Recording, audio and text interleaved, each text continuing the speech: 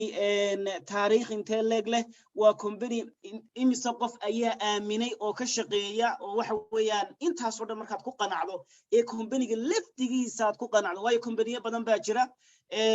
haddii aanad companygii ku qancin oo companyga baanad aaminsanayn dee ma bilaabi kartid ganacsigii marka waxa laga doonaya marka ugu horeysa inaad waxa weeyaan fikirkaaga aad aaminto companyga okay qodobka labaad isaguna waxa weeyaan laga doonayo inaad samayso waxa weey productiga intee in leeg ayaa productigani ay dadkeeni u baahan yihiin labadaas su'aalood haddii aad ka qanacdo ganacsiga inaad bilowdo ayaa waxa weeyaan walaalayaal ku xigta ganacsiga aad bilaabaysana sidee baad u bilaabaysaa talaabada ugu horeysa aad qaadaysaa waa maxay talaabada ugu horeysa waxa weey waa diiwaangelin bilaash ah inaad marto diiwaangelintii baa lagu sameyn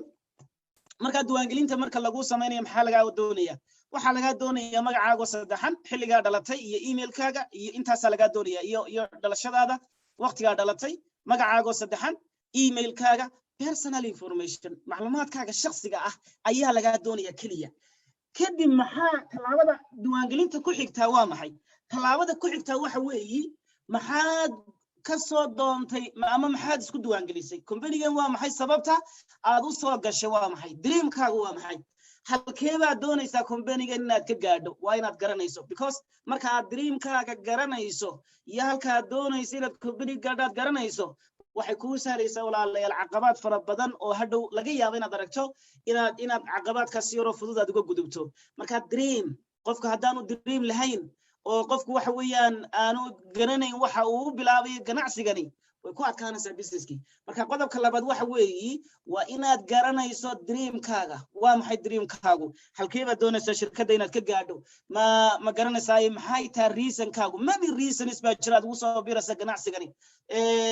noloshaada inaad ku bedesho in waxa weeyaan mustaqbal wanaagsan aad ka samaysato waxyaabo fara badan ood ku riyoonayso inay ku hirgalaan ayaa ka mid ah marka dreamkaagu waa maxay tusaale ahaan dreamkaygu waxa weeyi inaan caruurtayda dhaxal uga tago in waxa weeyaan aan waalidkayga xajka geeyo inaan ma garanaysaa maasha Allah dad masaakiin aan wax taro in waxa weeyaan aan dalxiiska iyada companygu uu bixiyeen mid kamid aan gaadho ama guud ahaan baan gaadho inaan gawaadhida companygu uu bixiyo aan qayb ka noqdo waxaas oo dhan maxay noqon karaan dreamkaaga in anigoo gurigayga jooga aan dhaqaale degan aan gurigayga dhexdiisa ku sameeyo oo dream baa laga yaabaa dad bay dreamkooga tahay adigana ina dreamkaaga tahay baa laga yaabaa marka waa talaabada labaad waa inaad garanayso marka qof kastoo caawa halkayna la joogo waxaan leenahay qoro waa maxay sababtaa shirkadda rabta inaad usoo gasho waa maxay reasonkaagu waa maxay okay waxa laga yaabaa shaqalaan inaad tahay inaad shaqalaanta kaga baxdo waxa laga yaabaa inaad ma garanaysaa dream weyn leedahay oo shaqaalanimo aad ku daashay oo aad doonayso shaqaalanimadaasi inaad ka baxdo oo shaqo xora adigu aad hesho marka dreamkaaga qoro haddaba waa maxay reasonkaagu sababtu waa maxay reasonkaaga qoro caawa taariikha ku noqotay insha Allah ta'ala talaabada saddexaad waxa weeye walaalayaal inaynu faahno waxa loo yaqaan CC si aad ganacsigan guulo waaweyn aad uga gaadho waxaad u baahan tahay macnaha CC-ga inaad fahanto CC-gu waa maxay CC-gu waa points way waa dhibco yar yar oo alaabteena la siiyay shay kasta oo companygu soo saaro CC u gooniya ama dhibco u gooniya ayuu siiyay dhibcahaas ayaa hadhow toole loo bedelaa qof walba lacagta wadanka uu joogo u bedesho marka CC-ga lacag way macnaha waa maxay CC waa lacag baan leenahay waa lacag companygu iska leedahay oo shay kasta lacag u dhigmo weeyaan waa lacag u dhiganta yani haddii lagu dhaado laba CC labada CC lacag bay noqonayaan hal CC haddii lagu dhaado halka CC lacag buu noqonayaa halka CC haddii laba loo sii qaybiyo dee lacag buu noqonayaayo CC-ga intii ahayd uma laba u sii qaybinaysaa soo meedaa garan walaaleel marka halka CC marka maanta aynu joogno wadankeenii aynu joogno maanta maadaama dadka ugu badan caawa ay wadankii nagala joogaan halka CC wuxuu dhigmaa $250 qiyaastii meelahaas uu dhigmaa 250 laba u qaybi waa $125 $125 markaa waa nuska CC-ga nus la sii kala badhi way haddaba 150 sii kala badhana CC-gi oo sii kala badhi way marka waxa weeyi daawada ilkaha oo kale companygu soo saaro CC gooni ay leedahay alaabtoo dhan CC gooni ay leedahay marka 10 xabo daawada ilkaad aad qaadato 10 ka intaas aad isku darsanaysaan aad baad u mahadsan tahay waa talaabada saddexaad ee la doonina CC ga fahanto darajada koobaad CC gooni lagu buuxiyaa darajada labaad saddexaad afraad dalxiiska CC baa lagu helaa gaariga CC baa lagu helaa wax walba CC baa lagu helaa marka CC ga waa inaad si fiican aad u fahantaan insha Allah ta'ala wixii su'aal xagga dambe ayaynu walaalayaal iska weydiin doonaa qodobka afraad ee laga doonayo si aad ganacsiga u bilowdo isla hadda aad u bilowdo waxa weeye alaabtii productiga aad iibinayso maadaama waxaan ay productigaagi yihiin waa inaad aqoon u leedahay oo productiga aad kala barato productiga waa si fiican aad u kala fahanto waa inaad ku qanacdo productiga insha Allah ta'ala qaybta dambe trainingkeena inuu productigeena waxa weeyaan kaga hadli doonaa laakiin productiga marka aad ku qanacdo waxa si fudud ku fududaanaysa walaalayaal inaad markaaba alaabtii iibkii bilowdo ayaa ku fududaanaysa waayo waxa laga yaabaa markaaba inaad fahanto dad gurigii kula jooga oo alaabtii u baahan inaad aragto laga yaabaa familigaagii asxaabtii cid walba alaabtiina u baahan ba laga yaabaa oo caawadan ba ay aad ugu baahan yihiin familigaagii productigaan hayno marka productigaan aan hayno ee aad iibin doonto waa inaad fahansan tahay sidoo kale waa qodobka afraad weey qodobka kadib maxaa ku xiga qodobka afraad waxa weeyaan how to make retail iyadana waa inaad fahansan tahay sidee baa tafaariq ahaan loo sameeyaa maxaa faa'iido igu jirta darajo kasta inta faa'iido kugu jirta waa inaynu garanayno kadib talaabada ugu dambaysa waxa weeye shaqadii inaad bilowdo oo iibkii aad bilowdo ma sha Allah waa isdiiwaangelisay dreamkaaga waad garanaysaa reasonka yani way ku qiyaasan tahay meesha doonayso company-ga inaad ka gaadho meel dhow maaha meel aad u shishaysa ayaa doonaysa inaad gaadho talaabada saddexaad CC-ga iyo dhibcaha laga doonayo wax walba waad fahansan tahay kadibna alaabtaad iibinaysana waad kala taqaanaa waxaad faa'iideyso iyo waxa kuugu jira iyo wax walba waad kala ogtahay kadib waxa ku xiga waxa weeyaan inaad start bilow iibkii samee faa'iid oo shaqayso oo maalin walba ka dhigo maalinaad faa'iido ay ku soo galaysa ka dhigo ma sha Allah hadaba walaalayaal dreamku waa maxay dreamku waxa weeye what do you want to achieve in forever maxaa doonaysaa inaad shirkadda ka gaadho waa dhisitaanka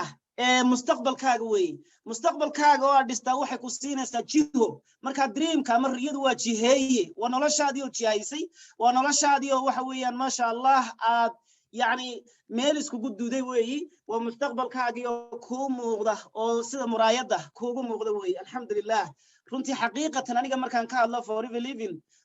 himilooyin fara badan oo lahaa iyo hami badan oo lahaaba ii rumoobay waayo dream fara badan oo aan lahaa oo markaan company-ga markaan halkan joogay aan ii muuqday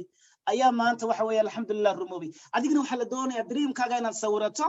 oo aad insha Allah ta'ala ka dhabayso ayaa la doonayaa qofku hadii aanu dream lahayn oo aanu riyo lahayn oo aanu ma garanaysaa hadaf iyo meel uu socdo aanay jirin de walaalayaal maaha qof bilaadnimadiiba macna ma samaynayso laakiin bilaadnimadu waxay macna ku samaynaysaa inaad leedahay riyo hadaba riyooyinka aad company-gan ka gaari karto waxa kamid ah riyooyin badan waxa laga yaabaa inaad guri aad leedahay aad ku riyoonayso oo aad leedahay maanta kireen aad ku jirtaa suuragala kirada inaad ka baxdo oo guri aad mulkiyadiisa leedahay inaad hesho inaad doonayso ayaa suuragala sidoo kale waxa suuragala inaad gaari aad ku riyoonayso oo noloshaada iyo hawlahaaga iyo lifestyle-kaaga aad ku dabartay aad doonayso inuu jiro sidoo kale waxa suuragala dreamkaaga caqiida ahaan ama diin ahaan ama iimaan ahaan inaad dhisto inay dreamku tahay oo waxa weeyaan doona waxyaabaha ugu waaweyn oo haday tahay inaad masaakiinaad caawiso oo aad quudiso haday noqonayso ma garanaysaa inaad xajka ilaahay aadaado baytullah aadaado in haday noqonayso dad baahan maanta aad wax yani money ayuu business-kan ka caawin kara caqiidadaada inaad kor ugu qaado ma sha Allah tabarakallah marka wax kamid ah soo kala dreamyadaada noloshaada dhaqaale maanta hadii ay hooseyso sidii aad kor ugu qaadi lahayd baa kamid ah dreamkaaga iyo riyadaada waxa kamid ah nolosha bulshada aad la nooshaa inaad wax ku soo kordhiso oo qof wax laga faa'iidayo aad noqoto ayaa kamid ah walaalayaal buugiga qalinkii inuu diyaar in yahay baan rajaynayaa diyaar Soomaa buugiga qalinka waad qoranaysaa Soomaa qorta marka insha Allah balkana waxaan isku leeyaynaa darajooyinka kala duwan ee shirkadeena iyo waxa weeyaan sida aynu ugu buuxinayno dhibcaha insha Allah darajada ugu horeysa markaad isdiiwaan geliso waxa laga doonayaa in 2 CC aad 2 bilood gudaheed ku buuxiso marka 2 bilood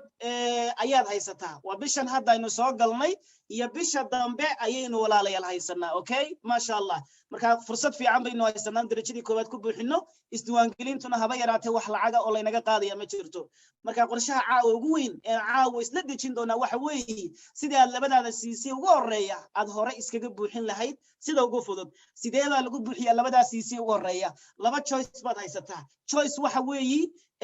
inaad kartoon qaadato oo mar kaliya alaabtii iska qaadato marka xarunteena Hargeysa markaad ka qaadanayso waa alaab ilaa $385 darajada koobaad markaad buuxiso saasaad ku buuxinaysaa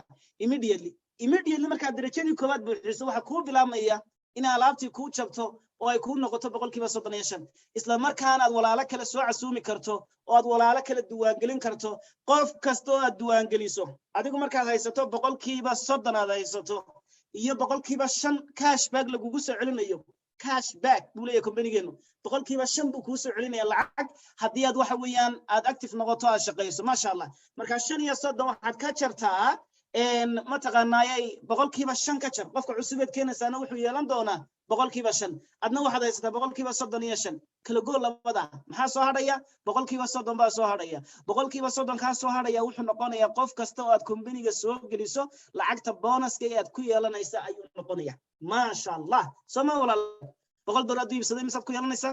$100 qofka markaad soo geliso imisaad yeelanaysa $30 labadii boqol وكا وفاني سوما قاعدة كنت من العقد نوع فاني سوما ما شاء الله وفائدة إلى إلى درجة كومات درجة اللبات يدنا وحويا وحلقوا بحياة شنيا لباتن سيسي أو لبات بلادة تنوي كدون تو تيم كاغا أياكو عاونة يا ما شاء الله سيدا كلا ولا ليال درجة صدحات تضبات نيشان سيسي والقوا بحياة مانيتشر كانوا وحلقوا بحياة وانا درجة أفراد يدنا وقوا قيمها بدن لكم بنيجينا لبا قاب كومات وحوي لبات بلاد قدهيد oo 120 cc ama se afar bilood oo aad isku qabsatay oo isku darsatay oo wax weeyaan 150 cc cc-ga wala soo faanay ma sha Allah hadda walaaleel maxaa laga doonayaa waxa laga doonayaa dhammaan leveliskan oo dhan inaad qualify garayso oo aad gaadho ayaa laga doonayaa insha Allah taala darajada ugu muhiimsan ee nooca halkan u wada joogno inaynu buuxinaa waxa weeye mar haddii aynu ganacsigii soo galayno oo businesskii aynu bilaabayno inaynu isla fahanno sidee baa darajada koobaad lagu buuxinayaa darajada koobaad ama assistant supervisor-ka sidee baa lagu buuxinayaa insha Allah taala ama qaabkee ayaan iskaga buuxin karaa maadaama ay tahay jaranjarada ugu horeysa ee layga rabo inaan buuxiyo waana meesha dad badan oo businesskan 100% ku qancay ay inta badan fahmin sida lagu buuxin karo haddii aad caawo ilaahay ku waafajiyo sidaad ku buuxin karto ilaahay ku fudaydiyo annagana ilaahay ilaahay ma garanaysa sabab nooga dhigay inaan ku fahansiino waxa weeyaan ma sha Allah tabarakallah darajo maradaad ka gudubto noloshaada inta ka dhiman forever living baa tahay noloshaada inta ka dhiman 100% faa'iidooyin fara badan ayaad haysataa darajo muhiim ah oo noloshaada marnaba aan dib uga soo dhacayn ayaad heli doontaa insha Allah taala bal markaa walaalayaal waxa aynu isla eegi